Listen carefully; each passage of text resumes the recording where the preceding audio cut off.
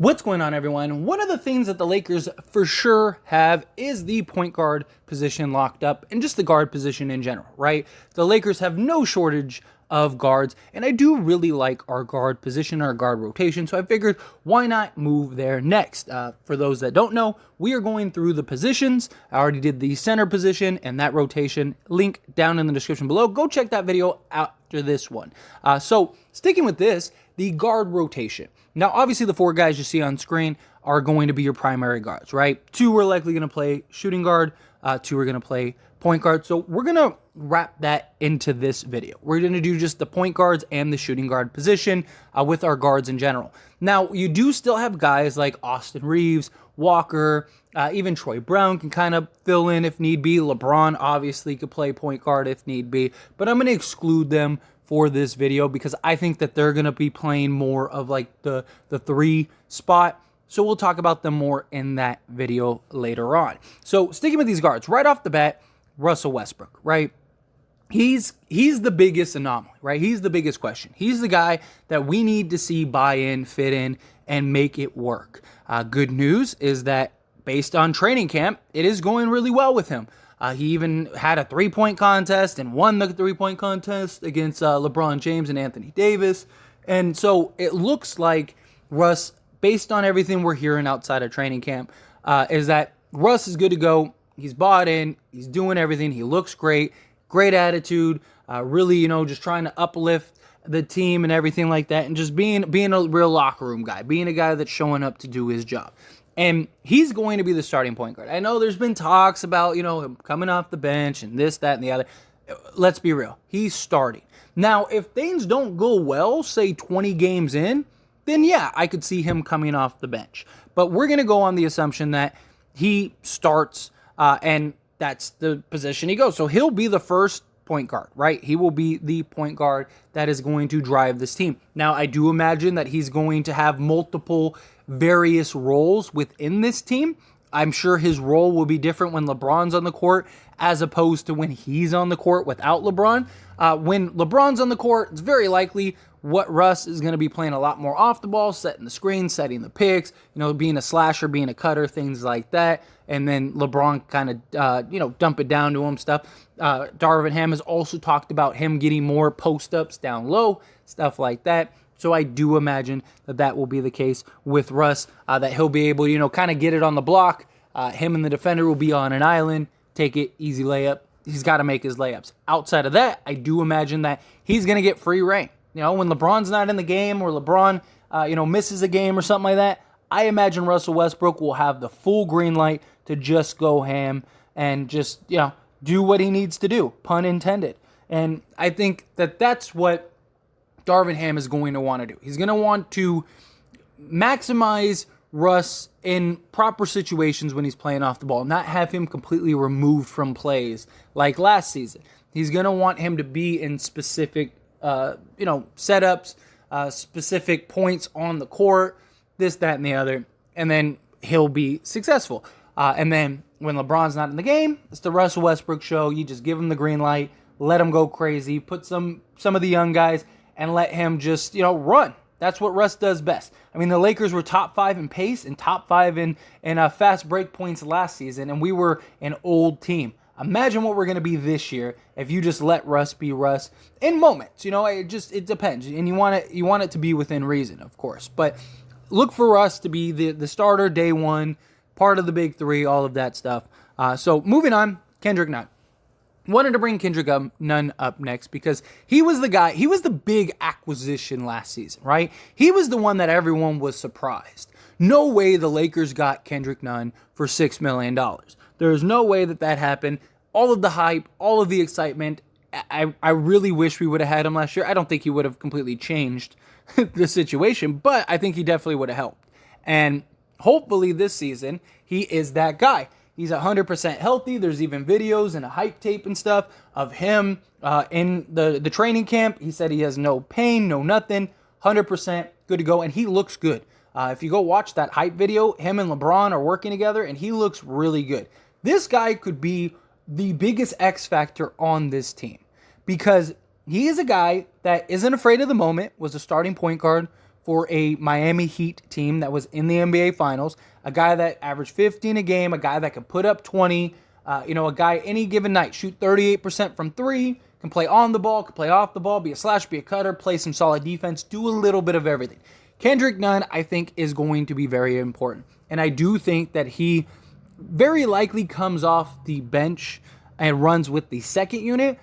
Wouldn't be surprised at all if he starts. I wouldn't be against it. I just think he adds an element. But I do imagine they're going to want Russ and Bev kind of being the starting backcourt. But look for Kendrick Nunn, especially matchups. So I think the 1, 3, 4, and 5 spot are all pretty much locked in. I really do. I don't think that that's going to have much change. But I do think the 2 guard position will change based on matchups. One night you might have Nunn. Another night you might have Bev. Another night you might maybe start Schroeder, right? And all of those things. Like I could see that, or Walker, or Reeves, or I could see the 2 spot being the one that changes the most this season. Because LeBron, as long as he's on the court, he's playing. Davis, as long as he's on the court, he's playing. Russ, same thing. So those 3 are there too. And then Thomas Bryant, I think, plays and starts the center position. So I think that that's locked in. But look for Kendrick Nunn some games to start and be very good. But nonetheless, him and Patrick Beverley are going to be our 2 guards. It's just what's going to happen. Which, is it ideal? Of course not. But he has the shooting of a 2 guard. He's just undersized, and that's the real concern, especially guarding other 2 guards. But look, I think our team defense will be great. I think our guard play will be great. Hopefully Russ can buy in. If Russ can buy in, and actually buy in on the defensive end, then he could guard most of the 2 guards in this league because he's got size and he's got length. So he could easily guard some of the 2 guards in this league, if not all of the 2 guards in this league, if he really bought in. Where Kendrick Nunn, then you could have him play, the 1 spot. But I do think he ends up being the backup. And I think Patrick Beverley, he guards the 2 guards, especially the bigger 2 guards, stuff like that. I just think Patrick Beverley is better suited for that. But I do think Kendrick Nunn has the potential to be a huge, huge X factor. I think I am so high on Kendrick Nunn, and I hope he stays healthy, and I hope he really delivers this season. But Dennis Schroeder. So right off the bat, let's look at the good stuff, right? Dennis Schroeder was, with LeBron James and Anthony Davis, a 15.5 plus. So plus minus, Dennis Schroeder on the court with LeBron and Anthony Davis absolutely worked. They were a plus 15. Dennis Schroeder is a guy that knows how to play with LeBron, play with Anthony Davis. He's a guy very pesty, can play some solid defense, can get to the basket, can shoot not great, but enough to where you have to respect him. He's around league average from 3. And just a really solid player, really solid contributor. I could see him playing the 2 in some spots if need be, especially maybe, again, you got kind of the bigger guys. He has a 6'8" wingspan. He's, 6'3", 6'2", somewhere around there. And beyond that, I think he's the first backup for Russell Westbrook. I think Russell Westbrook, like I said, starts, and then you have Dennis Schroeder following suit with Kendrick Nunn. And then there's your guard rotation. And then Kendrick Nunn and Dennis Schroeder, you always have that like shooting point guard, I guess. And then you have that slashing, cutting point guard. And then same thing with Beverly and Russ, right? You got that slashing point guard, and then you have that shooting point guard in Patrick Beverley. So you always have one of those guys on the court. Dennis Schroeder is going to give you a lot of what Russ is going to give you. A guy that can get into the paint, that can create his own shot, that just is a pest. I could see Schroeder and Patrick Beverley on multiple occasions starting in that front court, or just getting some ample time in that front court, period. Maybe even being the ones that close out games. Because you could have Schroeder or you could have Beverly guard the 2s, and then the other one guard the 1s, and then just good luck. Good luck trying to deal with those 2 pests just constantly, just on your hightail. We know what we're getting with Dennis Schroeder. I said from day one that if they, when they had the reports of Dennis Schroeder potentially coming to Lakers, I said it depends on what Schroeder you get. If you get the one that's like, I'm that dude, I'm that guy, you're gonna give me a max. Like I don't need any of these people. I'm the starting point. That egocentric, just thinking he's too big for his britches type player. Keep him far away from us. But he seems to have been really humble. Now, we haven't gotten to really see him because he's still working everything out. But from all accounts, it sounds like he's realized like he had a very humbling experience, right? He's never going to be that $84 million guy a year guy again. But getting him on a vet minimum, I think, is a positive. I think it's something that the Lakers had to do.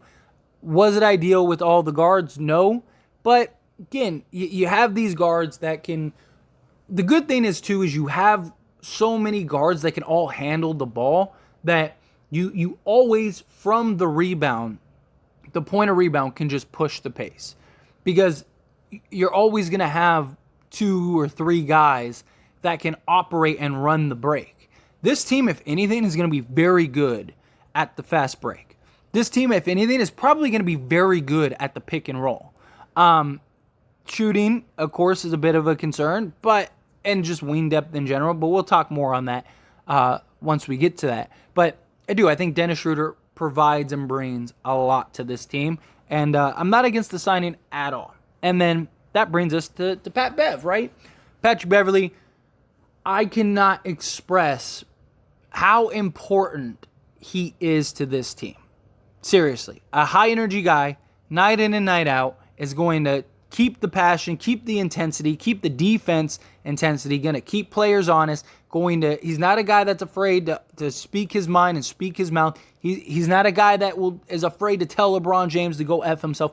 You need guys like that. You need the Draymond Green, the Dennis Rodman, the Ben Wallace, Rasheed Wallace guy. Like, you need guys like that have no problem just letting you know how they feel. Getting the technical, going and punching somebody in the mouth. You need that guy. That's the guy that you want to go to war with. You hear it all the time. Patrick Beverley is the guy that you want on your team, but you absolutely hate to play against because he is a pest, he is annoying, he is a pain in the behind, and you don't want anything to do with him. But when he's on your team, he's your best friend. He's the guy that rallies the troops, always emotional. And if you go look up his win percent, that's what I want everyone to do. I don't want to spoil it because I really want people to go look and not just take my word for it. Go look up Patrick Beverley's win shares on every team he's gone. The Clippers and the Timberwolves, go look at those two. Look at his win shares for those two teams and tell me he's not going to make an impact. He is a guy that is a winner. He makes the dirty, grindy, gritty plays. He's your hard worker, your workhorse. That's what we had. When we won the championship last, that's what we had. You had an Alex Caruso that would go get the technical, that would dive for the balls, that would, was the intensity guy. We had a couple of, now we got Patrick Beverley and we got Dennis Schroeder, who are both those guys. Patrick Beverley even more so. I love his talk. Like, I love Patrick Beverley. Like, when, they're doing the interview and stuff and they ask Patrick Beverley, what's your favorite LeBron play? And he says, the one where I block him. Like, that's the guy I want. F that, the PC answer, no, Patrick Beverley's, kiss my you-know-what, I'm not, no. Remember the time when I blocked him? I love that. Give me that mentality. Give me that winner mentality. Give me that a-hole. We need that a-hole in the locker room. We need that a-hole on the basketball court. I love that. When he's sitting there and he's in his introductory interview, and he's like, are you excited to play with LeBron James and Anthony Davis and stuff? And he's like, they should, I'm the one that made the playoffs, not them. Like, I love that. Great answer. Great. I hope when he walks in the locker room, he looks LeBron in his soul and tells him, like, hey, don't worry. I'm here to make sure you make the playoffs. Because we need that guy. We need the guy that is not afraid, that has the impact. He's not just a talker, because nobody likes a talker. Nobody wants a guy that just talks and just doesn't actually deliver on what they're talking about. Patrick Beverley is a dude that delivers on what he talks about. I think Patrick Beverley is going to make a huge impact out of all these players. I think he is going to be so key and crucial for this team's success. And I think he's the guy that can play the defense. He can knock down the shot. Again, he's been 38% for his career, stuff like that. He's even had years where he's been even better than that. He's going to get looks like he's never gotten before. I think he's going to be a huge X factor. I really do. I really believe that he's going to be something that we're looking back on, like, we need to keep him for until he retires. I think he's going to be that piece. He is huge. But anyway, it is always good to see Patrick Beverley, Russ, again, the best friends. You heard the story, all of that stuff. I love it. I love to hear that. I love to see that these two, because we're going to need them. This is your starting front court, or starting backcourt. This is going to be your starting backcourt. You got Russ, you got Patrick Beverley, and I like it. With LeBron, AD, and Thomas Bryant, we got the defense, we got the slashing, we got the shooting, we got a little bit of everything. I like this, especially if Russ buys in.